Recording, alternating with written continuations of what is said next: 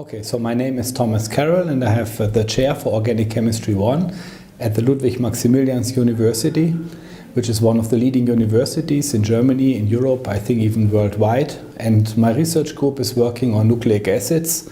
So DNA and RNA are the central molecules we are interested in, and what most people don't know is that DNA and RNA are not only composed of the 4 canonical bases that have been discovered many years ago, but that also a number, more than 120 modified bases are present, and these modified bases are important to regulate how the genetic code is translated into proteins. So we find a lot of modified bases in RNA, where they are involved in fine-tuning the interaction between the tRNA and the ribosome in order to decode the genetic information. And since a couple of years we are also aware that our DNA molecule that encodes genetic information contains unnatural bases, non-canonical bases. And these non-canonical bases are needed in order to tell a cell which genes need to be in an active and which genes need to be in a passive state.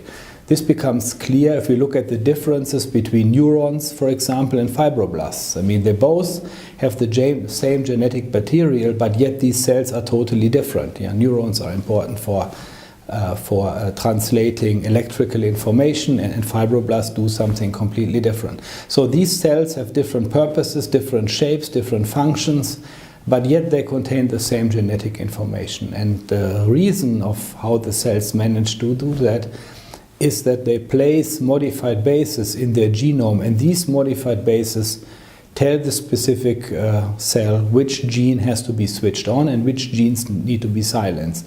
For example, in a fibroblast, all neuron-specific genes are switched off, and in a neuron, all fibroblast-specific genes are switched off. And of course, these switching on and off of genes is relatively fixed later on when we look at an adult organism like me or you with all the 200 or so specialized cells. But it is becoming very important if we look at how an organism evolves at the first place, when a sperm cell and an egg cell both are highly specialized cells, many genes are in switched off states. When they move together, merge to become a zygote, and then from a zygote an omnipotent stem cell is formed, then most of the genes need to be in an active state. And when then these zygotes develop further on to a complex organism, then of course with increasing specialization, more and more of these genes need to be silenced again. So this second layer of genetic information, these on and off switches, that's a very dynamic layer. While the sequence code is static, it's constant and cannot be changed, this epigenetic code is dynamic, it's changing, not only during cellular development, but also during life.